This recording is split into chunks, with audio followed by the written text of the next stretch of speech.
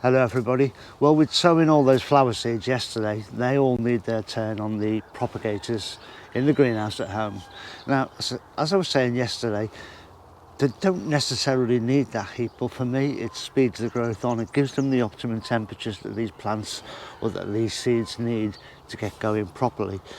So the quicker I can get plants to germinate and move them on, the better.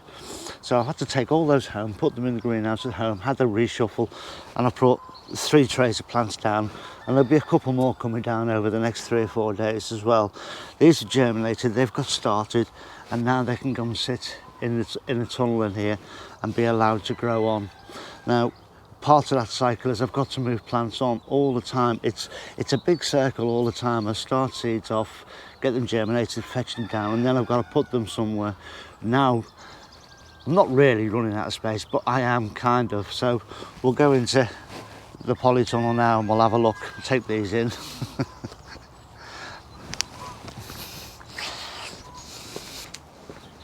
So I'm just going to pop these on one of the hanging shelves in here. This is kind of a little bit of a nursery area, so as these grow on and grow up, I can move them onto wherever they need to be. You can see here I've also got this larkspur. You may remember this from earlier in the season. I'll flash up a picture.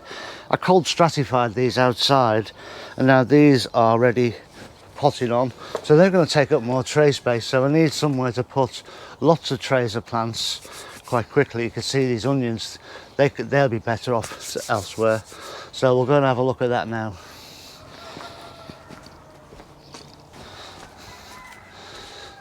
So we're here in the little polytunnel, and this bed grows stuff pretty much all year round, apart from a couple of months at the start of the year where I turned this into a bench.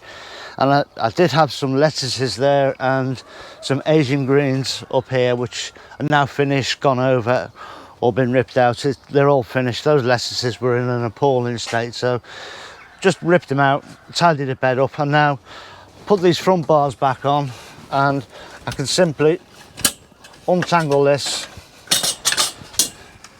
and there we go. I've got an instant bench ready to put my plants on, and it's that simple. I can't go all the way up the top, because all the way up towards the camera there, because I've got some spring cabbages in there.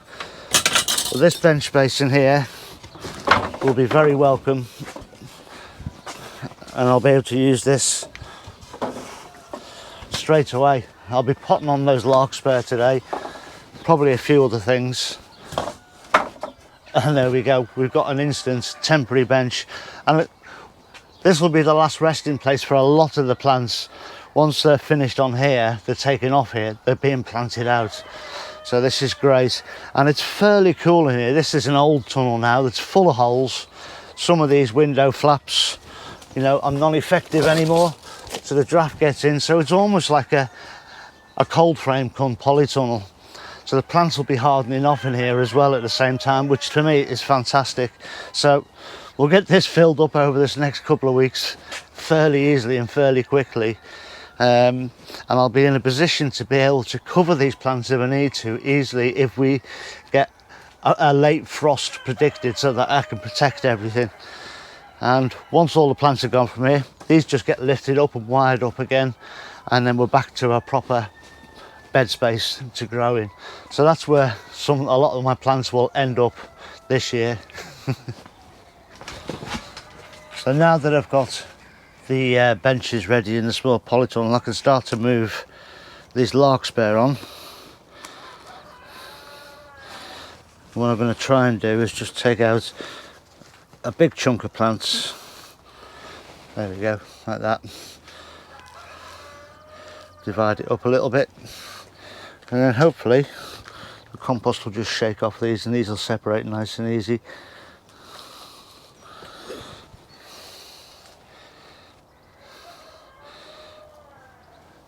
And then we can pot them on. A bit of grass there, get rid of that. So there we go. We'll just pop these on, and I'll fill these trays up, these small cell trays. I've actually run out of the container-wise trays of the shallow ones. Must organise some more.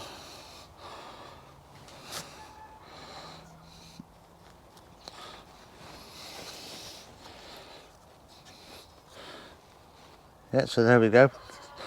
Next time you'll see these, they'll be on the be on the benching in the little tunnel there. Just get these potted on, and they can be growing on while something else is happening. So a quick little whiz around the greenhouse at home, show them what plants and things I've got. This is my heat mat here. I'll just move these trays out of the way so you can see it. Got a heat mat underneath these trays.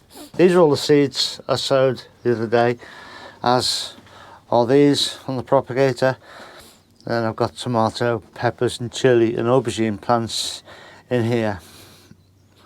So those larkspur were potted on into little module trays, and they're all in the small polytunnel now on that new temporary benching that I just put together. And a lot of the plants out of the main polytunnel have gone in there as well, because that polytunnel is a little bit cooler than the main tunnel.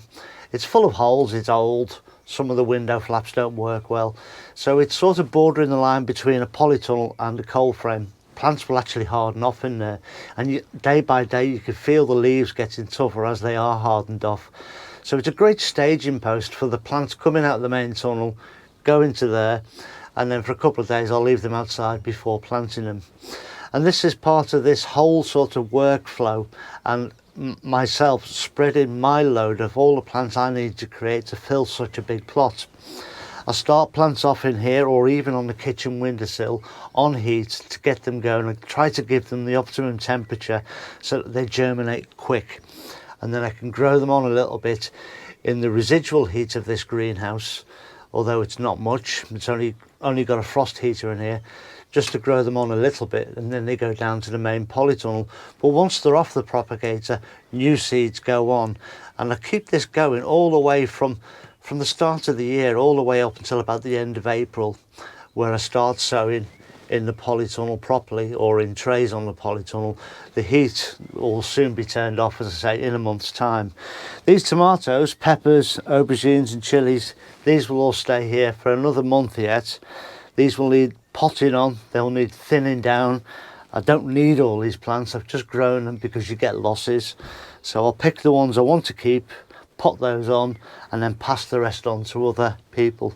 But in the meantime, I've got all these other seeds that I just sowed the other day. They're all in here, and over this next week, 10 days, they'll start popping up. The covers will come off, they'll go onto the cold bench here in the greenhouse. I'll make space for them, and then they'll go down to the main polytunnel.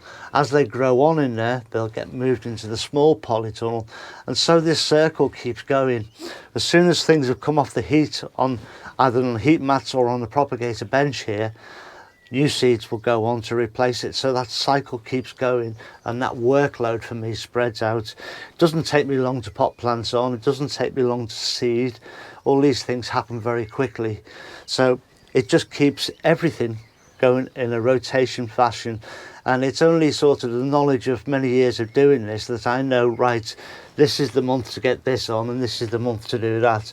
And that's what I've tried to illustrate in this last 2 months full playlist. So there's a March playlist and a February playlist showing my working methods for those 2 months, and I've tried to show it in its entirety so that you can see how I work, and maybe if you can modify it to fit your own systems or your own situation.